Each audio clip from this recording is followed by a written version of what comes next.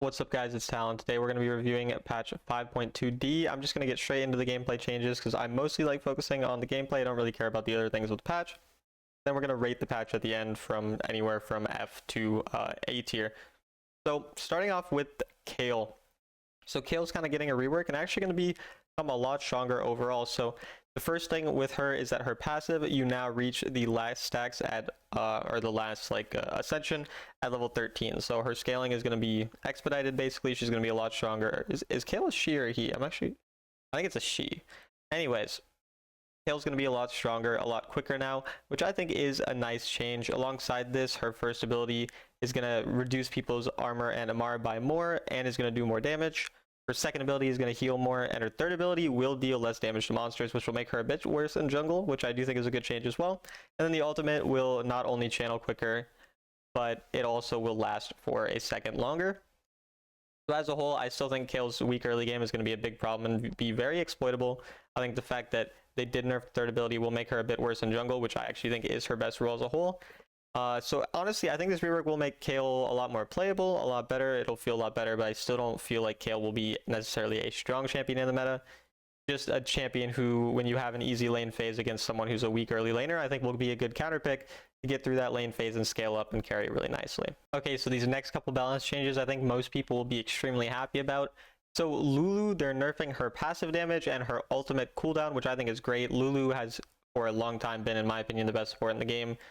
She still will be very strong with these changes. I don't think it's anything crazy. However, I'm very happy to see that she's getting some amount of nerfs and definitely, think it will make her a bit worse in the meta, though I still think that Lulu will be top tier, especially with the likes of, Barry, Tristana, pretty much Twitch, all of the hyper carry ADCs, really. She's just really good with so many of them, and I think she still will be. And then another one, Yuumi being nerfed. So I don't actually think Yuumi is as strong as everyone says she is. However, I know people ban her a lot and hate her, and so I think it's nice that she's getting a nerf, so maybe she'll be banned a little bit less, and maybe people can use their bans on more useful things.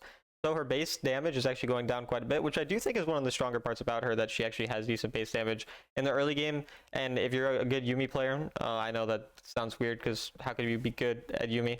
But a good Yuumi player is able to abuse the early game damage pretty hard in lane if they play really well. It's also less shield damage, and it's also less movement speed from, I think from her abilities. I don't remember which abilities these are, but less shielding, less movement speed provided, and less attack speed provided from her abilities to people. So as a whole, actually a very significant nerf. Like, this will make Yuumi, in my opinion, a bad support. I think she will be bad now. I still think that Yuumi has the value in the sense that when you have a hyper carry, Yuumi can definitely make this hyper carry a much bigger problem. But Yuumi is not good at getting early lane advantage. She's only good at surviving early lanes. And even then, she still struggles into a lot of engage and tank supports with lots of CC. She's now going to just be much worse than Melio and Lulu after these changes for sure. And the only real time where you would maybe want a Yuumi is when you have a really good AP hyper carry type of champion. But even then, I'm just not a fan of Yuumi right now. I think she's pretty weak, and I think these changes will make her even weaker. So, alright, and then we have Sett, and this is a pretty straightforward change. His base stats, his attack damage just going from 58 to 62, and then his second ability is now going to scale a bit better with AD and can consume a bit more health. So overall, just going to be a bit of a buff to Sett. Does not seem like anything crazy to me. I think this is a pretty valid change. I did already feel like Sett was a strong champion, and now making his lane phase stronger is weird to me, but I don't think it'll change his spot in the meta too much. I still think he'll be in upper kind of tier top laner, but not in the very top tiers with the Darius, Renekton type of champions. I think he'll be kind of a tier below that. So yeah, kind of a weird change, but not the end of the world. I do think Sett will be pretty good though.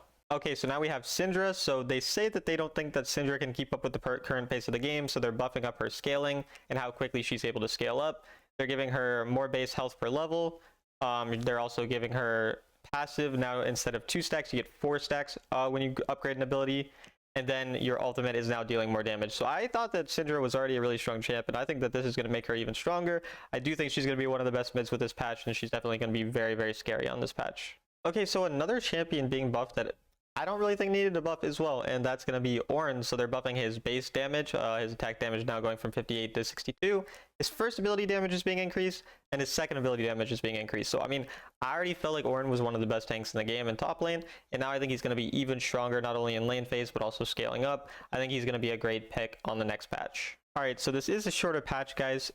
Now the last thing is that there are these gameplay changes with the items, specifically Ravenous Hydra. So basically they're buffing Ravenous Hydra's damage and the amount of healing it does, which I think is good because it was a very bad item enchant in my opinion. So I think buffing it will make it a bit stronger. I still don't think it's going to be that useful, but I'll definitely have to test it out and let you guys know what I think about it.